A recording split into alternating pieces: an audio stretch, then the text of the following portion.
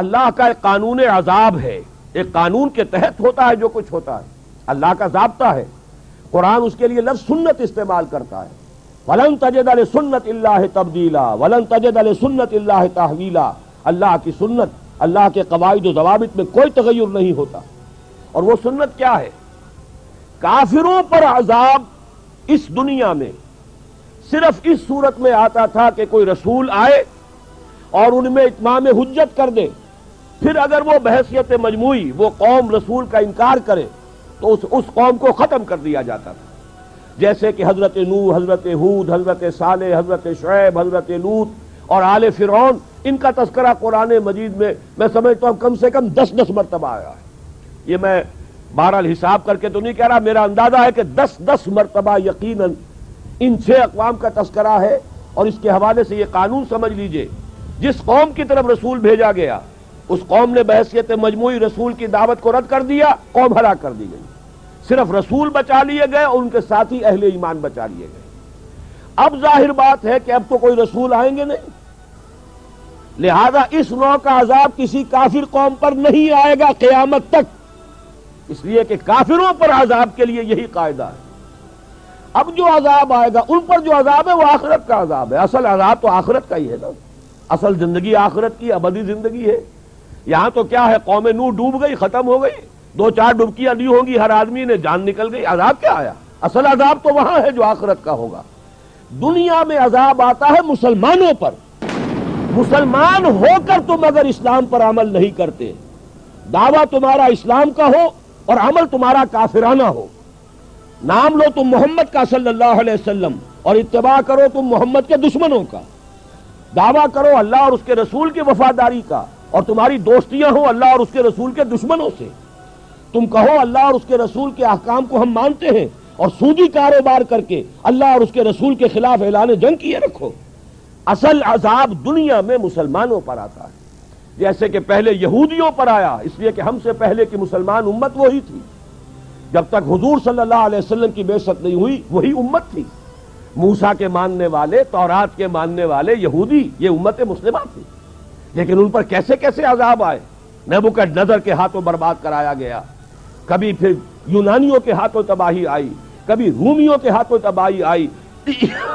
اس صدی میں بھی آپ نے دیکھا، اگر آپ بھولے نہ ہو کہ یہ صدی کے وسط میں ہٹلر کے ہاتھوں 60 لاکھ یہودی قتل ہوا ہے۔ یہ کون ہے؟ اللہ کو بھی مانتے ہیں، حضرت موسیٰ کو بھی مانتے ہیں، تورات کو بھی مانتے ہیں، وہ تو مدعی ہیں اللہ اور اس کے رسول کے ماننے والے، لیکن یہ کہ ان پر جو عذاب آئے وہ آپ کے سامنے ہے۔ اسی طرح کا عذاب ہم پر آ رہا ہے کہ تم نام لیتے ہو ہمارا اور عمل تمہارے خلاف ہے۔ لما تقولون ما لا تفعلون کبر مقتا عند اللہ ان تقولوا ما لا تفعلون، تم کہتے ہو جو کرتے نہیں ہو۔ اللہ کے غضب کو اور اللہ کے غیظ کو اور غصے کو بھڑکانے والی ہے یہ بات کہ تم کہو جو کرتے نہیں۔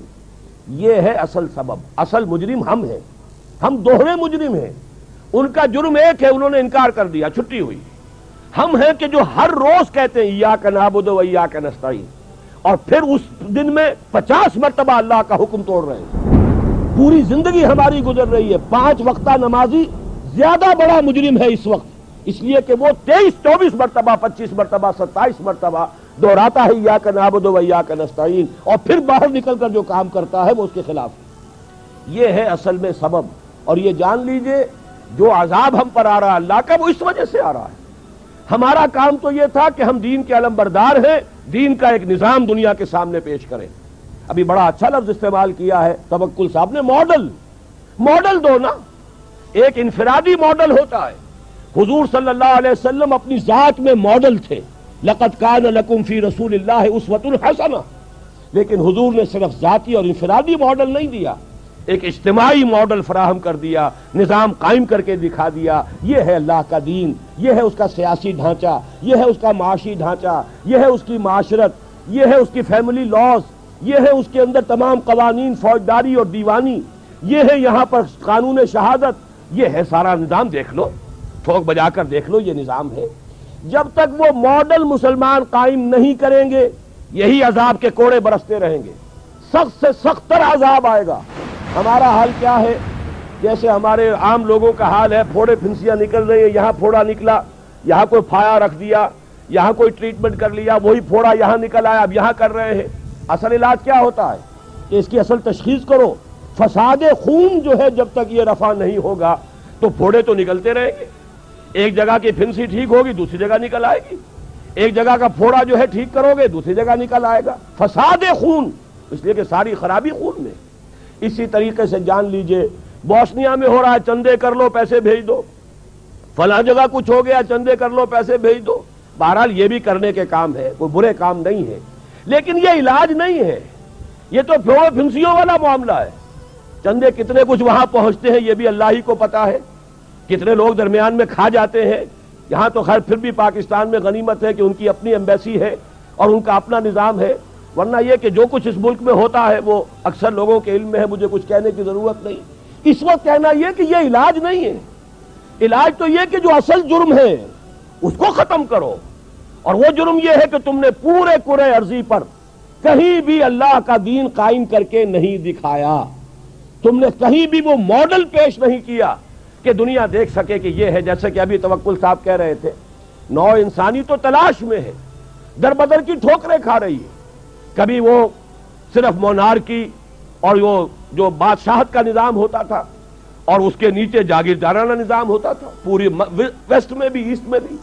اس کے بعد فرانس کا انقلاب آیا، انہوں نے ایک جو بھی جمہوریت کہلاتی ہے نام نہاد اس کا تجربہ کیا، لیکن چونکہ وہ معاشی طور پر نظام غلط تھا، وہ سرمایہ داروں کی آمریت بن گئی، ڈکٹیٹرشپ آف دی کیپٹلسٹ۔ اس کے رد عمل میں کمیونزم آیا، وہ کمیونزم جو پارٹی ڈکٹیٹرشپ بن گئی، اب وہ بھی ختم ہو گیا۔ تو نوع انسانی تو تلاش میں ہے، لیکن یہ ہے کہ جن کے پاس وہ نظام ہے وہ تو در حقیقت یوں سمجھیے کہ خزانے کا سانپ بن گئے، خزانے کا صندوق ہے اس میں خزانہ ہے، اوپر سانپ بیٹھا ہوا ہے، نہ تو وہ اس سے خود فائدہ اٹھا سکتا ہے، اس کے لیے وہ سونا چاندی بیکار، لیکن کسی کو قریب بھی نہیں آنے دے گا۔